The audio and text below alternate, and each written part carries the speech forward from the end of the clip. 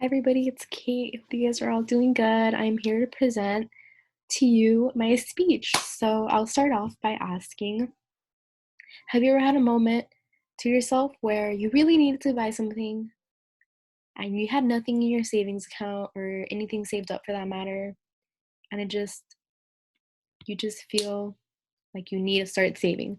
Because if you have felt that, I have felt that too. I'm here today as a college student, as a young college student who is coming face to face with financial responsibilities to talk about why it's important that we start saving today. I'm here to argue that we should start saving now rather than tomorrow or holding off on it. My three main points that I hope to cover throughout this presentation are the problems with overspending, how to effectively save and methods, and the benefits of saving. Now, without further ado, I'd like to get into my first main point. Oh, by the way, the context is just that, like I said, as young college students, we are coming face to face with financial responsibilities like paying for our bills, our gas, just we're starting to become adults in the real world who have to manage their money right. And also, money managing is just a skill you need in your life. So, problems with overspending. So it leaves no room for financial security in time of a crisis like coronavirus or just any natural disaster, anything that you really can't expect. Like for example, I mean, coronavirus just hit us all really hard. As you can see, the economy did suffer because of this pandemic. So it's just to put into perspective of just how things can work out. And according to the American Psychological Association, there was actually a survey conducted in 2014 among 3,000 adults, and studies found that 72% of those adults reported have feeling stressed. And that's a pretty big number because it's more than half, and 72% of people are saying that they're stressed about money. And you can see here in this bar graph, common stressors are money. Money is the biggest one. So I just want to put into perspective um, how this can take a toll on your mental state. And just to add on, I found an article on CNBC that talked about why Americans are in debt. And it was actually found by the survey of household and economics decisions making that in fact nearly half of US households can't afford a unexpected $400 expense. So, like I said, it just leaves no room for security during an unexpected time or in a time of uncertainty. And we don't want that happening to us. So, I'm gonna get into how you can actually save and methods that I think can work.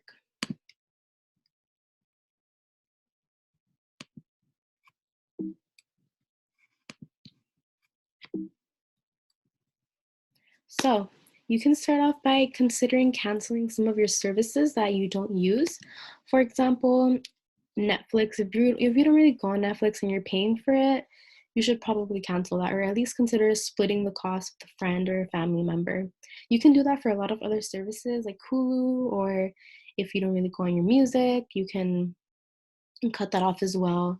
Those dollars do add up at the end of the month, and they do make a difference on how your bank account looks. And also taking handle of small frequent purchases like eating out every day or buying your coffee, stuff like that you buy on the daily that you really think doesn't affect your finances, but it does when it adds up. So for me, I feel like in high school it was really bad because I would go to Starbucks every day, like every morning. It's just thinking about how I would spend like $5 to $6 every day in a month. That's like five 5 days out of the week. That's $25 to $30 every week. By 4 weeks, that's, oh my god, I was spending too much money on Starbucks. Now I don't really buy that on the daily, and I'm happy that I don't spend that much money on it. That's just an example. Third is the fresh start effect, which I actually learned about through a TED Talk. It's titled Three Psychological Tricks to Help You Save Money by Wendy de la Rosa. And so she actually talked about the fresh start effect, which is a psychological term for new beginnings and how new beginnings tend to motivate one's it tends to increase your motivation to act. So for example, the new year or your birthday, a new season, that can really influence your motivation to want to act now. So I include this because I encourage you all to start now or whenever you you have a fresh start. That way you can really push yourself. My fourth point is opening a Roth IRA account. I'm gonna let the video do explaining. This TikTok video is made by Austin H. I'm not gonna pronounce his last name. I don't want to botch it, but he is basically a TikTok like influencer who likes to post financial advice, and this one happens to be one I found.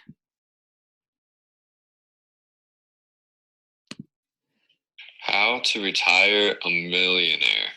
If you're between the age of 18 and 25 and you live in the USA, step one, open a Roth IRA. You can do this by going to betterment.com, clicking get started, invest for retirement, not currently retired.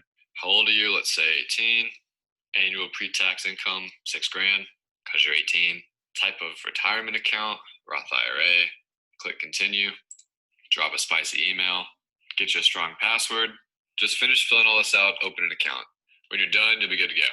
Step two is earn or obtain $250 a month. Then contribute that to your Roth IRA. By contributing like $250 a month from the age of 18 all the way down to 65. And if you do $500 a month from 18 all the way down to 65, maybe you're balling on a budget, $100 a month, not bad. So you don't start till 25, $500 a month, still looking good. And that money is all tax-free. Seriously, it's Okay. So I really like this video because it's pretty simple how you can save if you really have control over your purchases and where you put your money to. As you can see, something as low as $100 can add up to $500,000 by 65. And so this is the 50-30-20 budgeting rule. It's pretty self-explanatory. 50% needs, 30% wants, and 20% for your savings. This is the ideal budgeting rule. It seems like it would work. I've actually never tried it, but it does seem like a good idea because I tend to just do like 40% needs and then everything else I splurge. Now that I have listed some ways in which you can save, I'd like to talk about the benefits behind saving. So, like I mentioned, obviously, you're going to be emergency ready for anything that is unexpected. Something like you needing a plumber, something like your car breaking down, things that you have no control over. That will help you with those things that you encountered throughout your life. Two, we're expected to live a longer life expectancy because of medical advances. I found a journal titled 200 Years of Public Health Has Doubled Our Life Expectancy, published by San Juan Basin Public Health. And it states that basically the average life expectancy 200 years ago was 35 years. And as of 2015, it has doubled to 80 years. So that's a big difference. And 80 years is a long period of time. So we must prepare for our life as young people and as we retire and after we retire. So that's just puts into perspective another reason why we should be saving. Third, like I already mentioned, you get a reliable retirement fund since when you retire, you're not going to be receiving income from your profession anymore. So it's important to have something reliable that is going to help you. And fourth, it's pretty obvious, like I already mentioned in my first slide, it reduces stress levels. Money is known to cause stress among many Americans. So doing yourself the favor of saving is just going to benefit you in the long run. and your mental health, and you'll just be worry-free. And, as this presentation is coming to an end, I'd like to take the time, if my computer worked, to just leave you with some main points. Lacking financial responsibility can lead to mental health issues or just worries that you don't want to be dealing with. Saving can be as easy as just limiting your small frequent purchases or gathering loose change. And if you ever are feeling like impulsively buying something that you may not need, think of the 72-hour rule. So don't buy it, go home, think about it, really reflect on why you need it. Look if there's other alternatives that are cheaper or something that'll benefit you better.